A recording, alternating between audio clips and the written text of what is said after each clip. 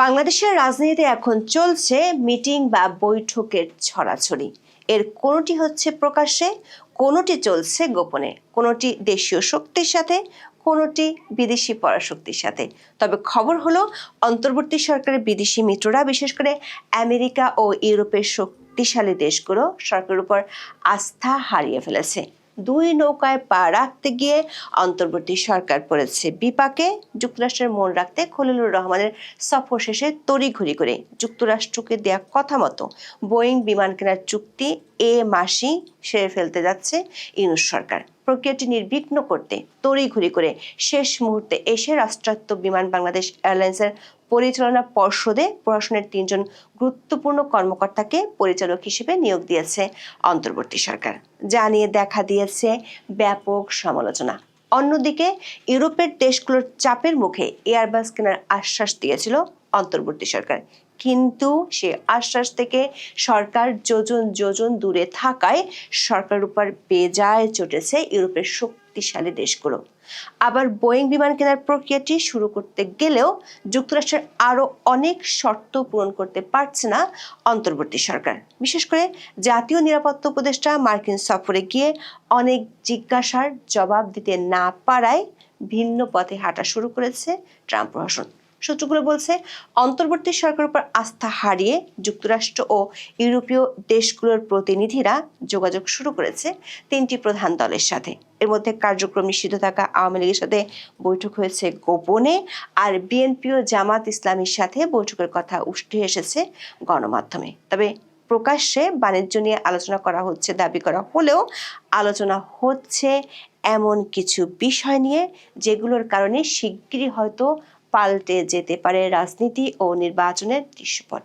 বিশেষ করে নির্বাচনের আগে আইন শৃঙ্খলা পরিস্থিতিকে কেন্দ্র করে সুষ্ঠু নির্বাচনের পরিবেশ নিয়ে প্রশ্ন তোলা হতে পারে নানা মহল থেকে। বিস্তারিত জানতে চলুন যাওয়া যাক বিশ্লেষণে।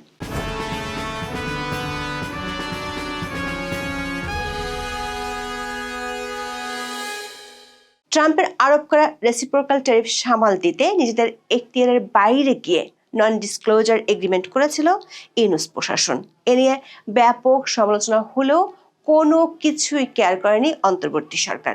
শুধু তাই নয়, দেশের টাকা গচ্চা দিয়ে যুক্তরাষ্ট্র থেকে তুলনামূলক বেশি দামে কম আমদানি করেছে, কারণ রাশিয়ান গমের দাম কম হলেও যুক্তরাষ্ট্রের বাজার ও দুই দেশের মধ্যে স্বাক্ষরিত বাণিজ্য চুক্তি রক্ষা করাকে গুরুত্ব দিয়েছে অন্তর্বর্তী সরকার। গত অক্টোবরে যুক্তরাষ্ট্র থেকে যে গম আমদানি করা হয় তার দাম প্রতি টনে রাশিয়ার গমের তুলনায় $80 বেশি ছিল। তা সত্ত্বেও অক্টোবরে 57,000 টন গমের প্রথম চালান যুক্তরাষ্ট্র থেকে বাংলাদেশে আসে। মোট 4,40,000 টন গম কেনার চুক্তি আছে বাংলাদেশের অন্তর্বর্তী সরকারের সাথে যুক্তরাষ্ট্রের। দাম বেশি পড়ার আরো একটি কারণ হলো যুক্তরাষ্ট্রের কোনো প্রতিষ্ঠানের সাথে চুক্তি না করে সরকার রহস্যজনক কারণে চুক্তি করেছিল সিঙ্গাপুর ভিত্তিক গম সরবরাহের তৃতীয় পক্ষ প্রতিষ্ঠান অ্যাগ্রোকর্প ইন্টারন্যাশনালের সাথে।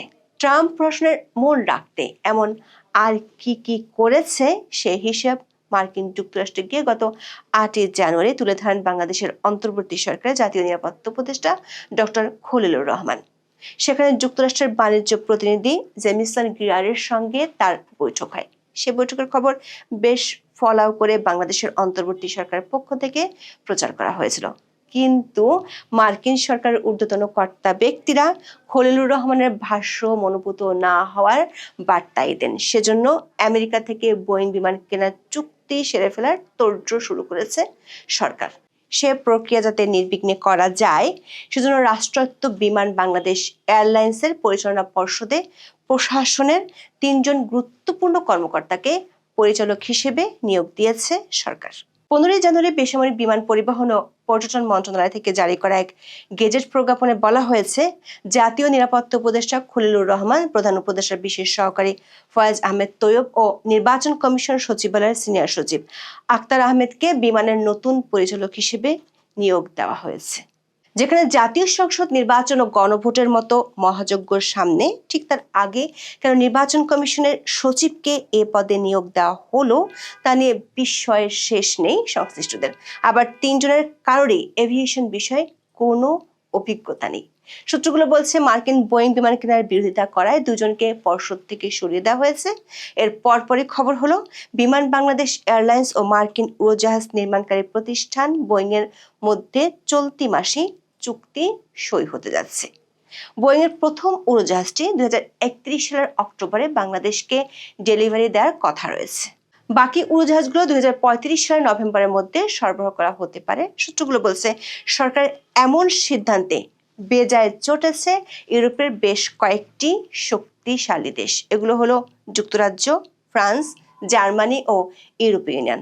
অন্তর্বর্তী সরকার গত অক্টোবরে যুক্তরাষ্ট্র থেকে বোয়িং বিমান কেনার কথা ঘোষণা করার পর গত বছরের নভেম্বরে এই 4টি দেশ ও সংস্থার রাষ্ট্রদূতরা ঢাকায় প্রকাশ্যে এয়ারবাস কেনার পক্ষে কূটনৈতিক তৎপরতা শুরু করেছিলেন। গত সরকার আমল থেকে বিমান বাংলাদেশ এয়ারলাইন্সের কাছে 14টি প্লেন বিক্রির প্রস্তাব দিয়ে রেখেছে, যার মধ্যে রয়েছে 10টি এয়ারবাস A350 এবং 4টি এয়ারবাস A320 নিও।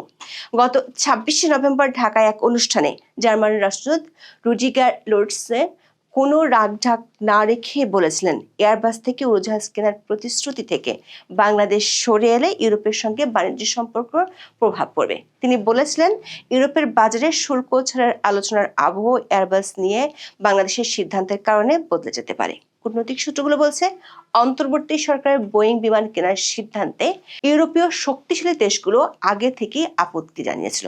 যুক্তরাষ্ট্রকে খুশি করতে নির্বাচনের আগে চুক্তি করার উদ্যোগ নেয়ায় অধ্যাপক ইউনূসের ইউরোপীয় মিত্ররা এখন ভিন্নভাবে চিন্তা করছে। জানা গেছে নির্বাচনকে ঘিরে সরকারের উপর ইউরোপিয়ান ওই দেশগুলোর চাপ শিগগিরই দৃশ্যমান হবে। এমনকি নির্বাচনকে ঘিরে ইউরোপিয়ান ইউনিয়ন যেসব সিদ্ধান্তের কথা জানিয়েছিল সেগুলোতে পরিবর্তন আসতে পারে। এর মধ্যে খবর হলো ট্রাম্পের প্রশাসনের বাণিজ্য প্রতিনিধিরা বিএনপি চেয়ারম্যান তারেক রহমান ও জামায়াতে ইসলামের আমির ডক্টর শফিকুর রহমানের সাথে আলাদা আলাদা ভার্চুয়াল বৈঠক করেছেন। নির্বাচনের আগে আবার যেখানে খলিলুর রহমান এক সপ্তাহ আগে ঠিক একই প্রতিনিধিদের সাথে বৈঠক করে আসলেন, সেখানে ভার্চুয়াল বৈঠকের প্রয়োজন পড়ল কেন? প্রশ্ন উঠেছে অধ্যাপক ইউনূসের সরকার নিজের এখতিয়ারের বাইরে দেশের ইতিহাসে প্রথমবারের মতো যে গোপন চুক্তি করেছেন সেটি যে রাজনৈতিক সরকারগুলো দেশের স্বার্থের কথা চিন্তা করে বহাল রাখতে পারবে না, এমন দুশ্চিন্তাকে মার্কিন সরকারকে পেয়ে বসেছে।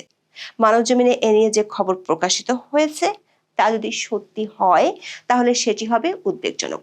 মানবজমিনের খবরে বলা হয়েছে ইউএস ট্রেড রিপ্রেজেন্টেটিভ জেমিসন গ্রিয়ারের সাথে তারেক রহমানের আধা ঘন্টার বৈঠকের শুরুটা ছিল অনেকটা নাটকীয়। ট্রেড নেগোসিয়েশনের নানা বিষয় আলোচনায় উঠে আসে। মিস্টার গ্রিয়ার জানতে চান এই ট্রেড নেগোসিয়েশনে তারেক রহমানের অবস্থান কি, বিশেষ করে বাংলাদেশ সরকারের তরফে যে আলোচনা হয়েছে তা নিয়ে তার মনোভাব কি। মানবজমিন বলছে তারেক রহমান স্পষ্ট করে বলেন সরকার যে নেগোসিয়েশন করেছে তাতে তাদের সম্মতি রয়েছে। সরকার যেভাবে আলোচনা এগিয়ে নিয়েছে তাতে তাদের কোনো দ্বিমত বা আপত্তি নেই। দর্শক, চুক্তিটি গোপন হওয়ায় তারেক রহমান তা দেখার কথা নয়। তাহলে সরকারে যাওয়ার আগে চুক্তি না দেখে তারেক রহমান কিভাবে এবং কেন এই নিশ্চয়তা দিচ্ছেন? দর্শক, লক্ষণীয় বিষয় হলো তারেক রহমানের সাথে মার্কিন প্রতিনিধিদের ভার্চুয়াল বৈঠকটি হয়েছে 16 জানুয়ারি। তার আগে 15 জানুয়ারি সন্ধ্যায় তারেক রহমান সপরিবারে সাক্ষাৎ করেন প্রধান উপদেষ্টা অধ্যাপক ইউনূসের সাথে। সরকারের পক্ষ থেকে এটিকে নিছক সৌজন্য সাক্ষাৎ বলে দাবি করা হলেও নির্বাচনের আগে প্রধান একটি রাজনৈতিক দলের নেতার সপরিবারে সরকার প্রধানের সাথে বৈঠকের বিষয়টি নিয়ে প্রশ্ন উঠতেই পারে। দর্শক, তারেক রহমানের সাথে বৈঠকের পর দুপুরে জামাত ইসলামের আমির ডক্টর শফিকুর রহমানের সাথে আরেকটি ভার্চুয়াল বৈঠক করেন জেমিসন গ্রিয়ার। অবশ্য জামাত ইসলামী যে প্রেস রিলিজ দিয়েছে সেখানে তারেক রহমানের মতো নিশ্চয়তা দেওয়ার কথা বলা নেই। সূত্রগুলো বলছে অধ্যাপক ইউনূসের প্রশাসনের উপর বিরক্ত হয়ে মার্কিন প্রশাসন এবার রাজনৈতিক দলগুলোর সাথে যোগাযোগ করা শুরু করেছে। বাংলাদেশে নিযুক্ত মার্কিন নতুন রাষ্ট্রদূত ব্রেন্ট ক্রিস্টেনসেন বাংলাদেশে বেশ কয়েকটি রাজনৈতিক দলের নেতার সাথে অনানুষ্ঠানিক বৈঠক করেছেন। এর মধ্যে কার্যক্রম নিষিদ্ধ থাকা আওয়ামী লীগের 2 জন শীর্ষ পর্যায়ের নেতার সাথে বৈঠকের খবর জানা গেছে। মার্কিন স্টেট ডিপার্টমেন্টের 2 জন ঊর্ধ্বতন কর্মকর্তার সাথে আওয়ামী লীগের শীর্ষ পর্যায়ের নেতাদের সাথে ভার্চুয়াল বৈঠক হয়েছে। একইভাবে ইউরোপীয় কয়েকটি দেশের প্রতিনিধিরাও আওয়ামী লীগের নেতাদের সাথে বৈঠক করেছে। একটি সূত্রে জানা গেছে, আওয়ামী লীগের পক্ষ থেকে 18 জানুয়ারির পর বড় ধরনের কর্মসূচি ঘোষণা করা হবে। নো ভোট নো ভোট এই স্লোগানে কর্মসূচি দিবে কার্যক্রম নিষিদ্ধ থাকা দলটি।